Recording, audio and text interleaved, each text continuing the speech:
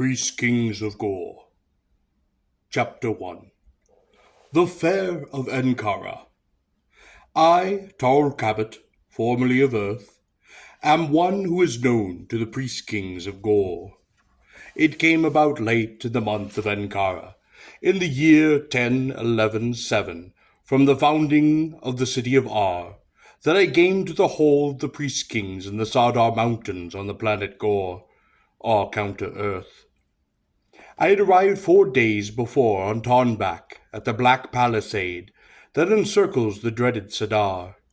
Those dark mountains, crowned with ice, consecrated to the priest-kings, forbidden to me, to mortals, to all creatures of flesh and blood. The Tarn, my gigantic hawk-like mount, had been unsaddled and freed, for it could not accompany me into the Sadar. Once it had tried to carry me over the palisade into the mountains, but never again would I have essayed that flight. It had been caught in the shield of the priest-kings, invisible, not to be evaded, undoubtedly a field of some sort, which had so acted upon the bird, perhaps affecting the mechanism of the inner ear, that the creature had become incapable of controlling itself, and had fallen, disoriented, and confused to the earth below. None of the animals of Gor, as far as I knew, could enter the Sadar. Only men could enter, and they who did not return. I regretted freeing the Tarn, for it was a fine bird, powerful, intelligent, fierce, courageous, and loyal, and strangely, I think, it cared for me, or at least I cared for it. Only with harsh words could I drive it away, and when it disappeared in the distance, puzzled, perhaps even hurt, I wept. It was not far to the fair of El Kara, one of the 4 great fairs held in the shadow of the Sadar during the Gorian year, and I soon walked slowly down the long central avenue between the tents, the booths, and the stalls, the pavilions and the stockades of the fair, toward the high, brass-bound timber gate, formed of black logs, beyond which lies the Sadar itself, the sanctuary of this world's gods, known to the men below the mountains, or the mortals, only as priest-kings.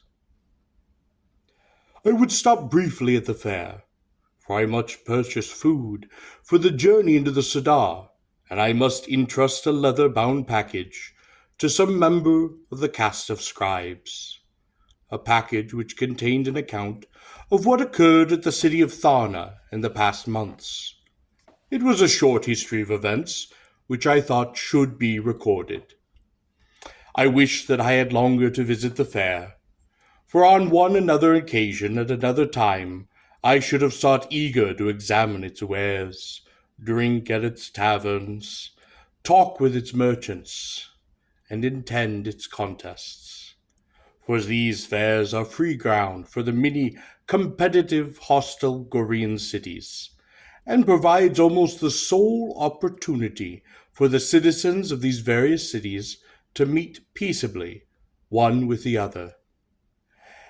It is little wonder that the cities of Gor support and welcome these fairs.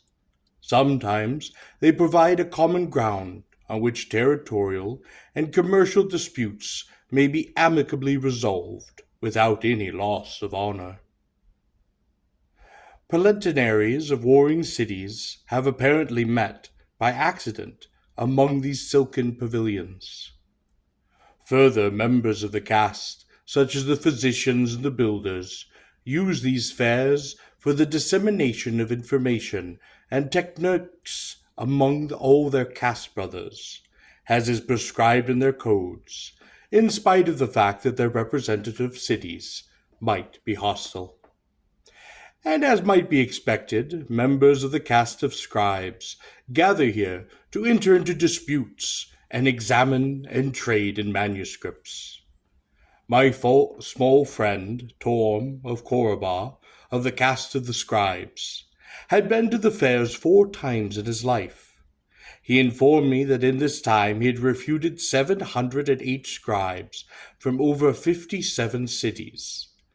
But I will not vouch for the accuracy of this report, as I sometimes suspect that Torm, like most members of his caste, and mine, tends to be a bit too sanguine in recounting their numerous victories.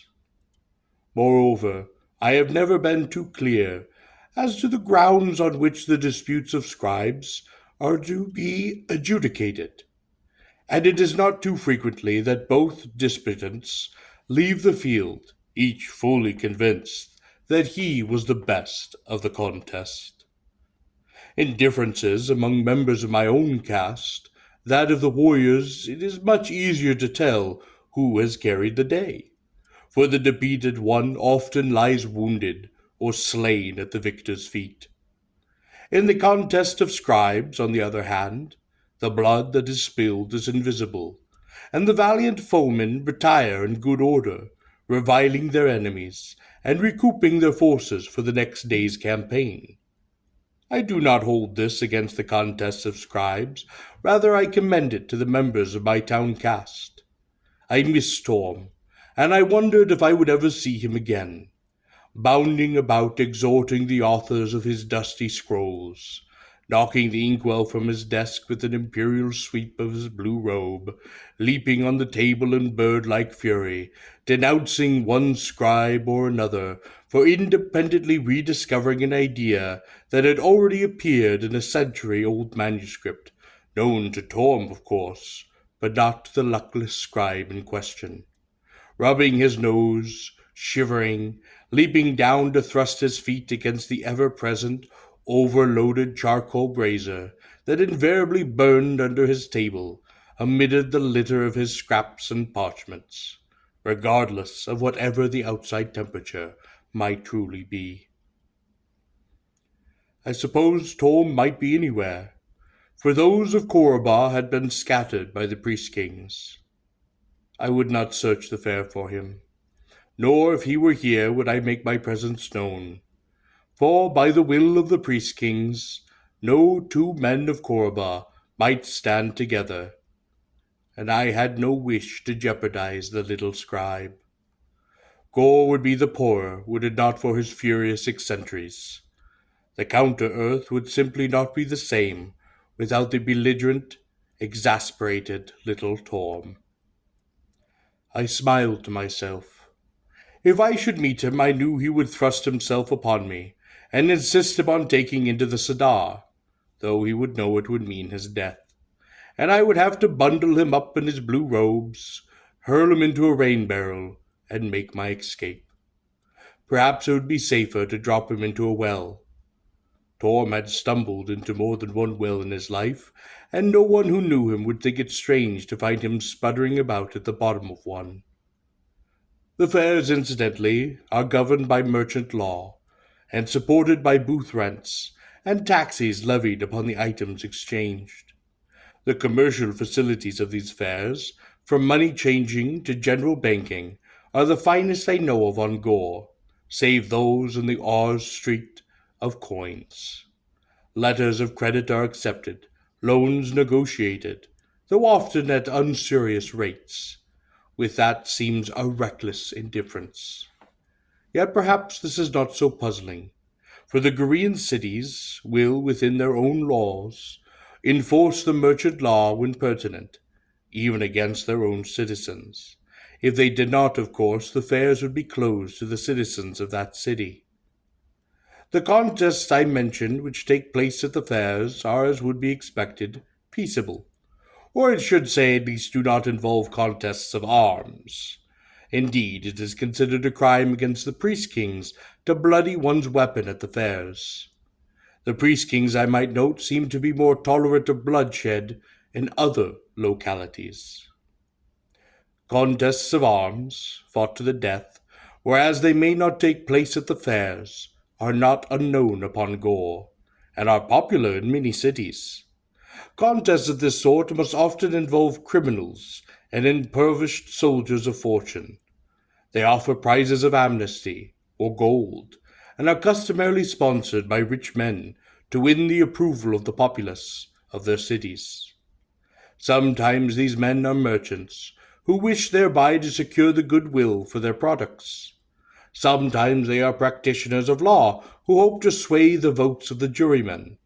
And sometimes they are ubars, or high initiates, who find it in their interest to keep the crowds amused. Such contests in which life is lost used to be quite popular at R, for example, being sponsored in that city by the caste of initiates, who regarded themselves as being the intermediaries between the priest kings and men, though I suspect that, at least upon the whole, they know as little about the priest kings as do the other men. These contests, it might be mentioned, were banned in R when Kazrak of Port Kar became administrator of the city. It was not an action which was popular with the powerful caste of initiates. The contests at the fairs, however, I am pleased to say offer nothing more dangerous than wrestling, with no holds to the death permitted. Most of the contests involve such things as racing, feats of strength, skill with a bow and with a spear, and other contests of interest pit choruses and poets and players of various cities against one another in the several theatres of the fair. I had a friend once, Andreas of the city of Tor of the caste of poets, who had once sung at the fair and won a cap filled with gold. Perhaps it is hardly necessary to add that the streets of the fair abound with jugglers, puppeteers, musicians, and acrobats, who, far from their theatres, compete in the ancient fashions for the copper-tarred discs of the rolling, turbulent crowds. Many are the objects for sale at the fair. I passed among wines and textiles and raw wool, silks and brocades, copperware, glazed pottery, carpets, tapestries, lumbers, furs, hides, salt, arms, arrows, saddles and harnesses, rings and bracelets and necklaces, belts, sandals, lamps and oil, medicines and meats and various grains. Animals such as the fierce tarn, Gor's winged mounts, and Thalarians, her domesticated lizards, long chains of miserable slaves, both male and female.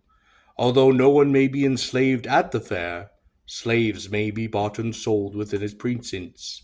Enslavers do a thriving business, exceeded perhaps only by that of our street of brands.